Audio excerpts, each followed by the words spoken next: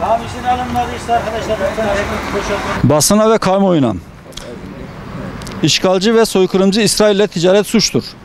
İşgalci İsrail rejimi kurulduğu günden beri Filistin topraklarını işgal etmek suretiyle on binlerce insanı öldürmüş, yüz binlerce insanı yaralamış, sakat bırakmış, mallarına, ibadethanelerine, hastanelerine, okullarına zarar vermiş ve onları evsiz bırakmıştır.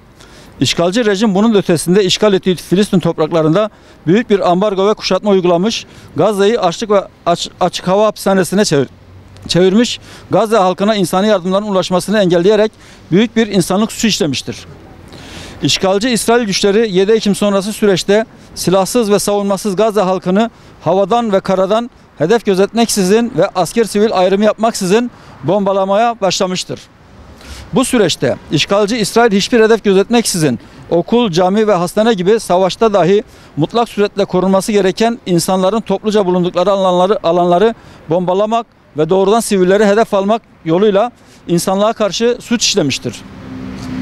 Dünya genelinde yapılan eylemler ve gösterilen tepkilere rağmen soykırımdan vazgeçmeyen işgalci İsrail 7 Ekim 2023'ten bugüne dek geçen 5 aylık süreçte kimyasal silahlar da kullanarak 30 binden fazla insanın ölümüne sebebiyet vermiştir. Bu süreçte Birleşmiş Milletler kararlarına ve Uluslararası Adalet Divanı tarafından 26 Ocak 2024 tarihinde açıklanan ihtiyati tedbir kararına rağmen İşgalci İsrail, Filistin halkını topyekün yok etmekte ve özellikle Gazze şehrinde sivil halkı sürgün etme gayesiyle doğrudan sivilleri, özellikle de çocukları hedef alarak Gazze halkına karşı açık bir soykırıma girişmiştir. Bu çerçevede ülkemizden İsrail'e yapılan bütün ihracatlar askeri amaçlarla da kullanılmaktadır.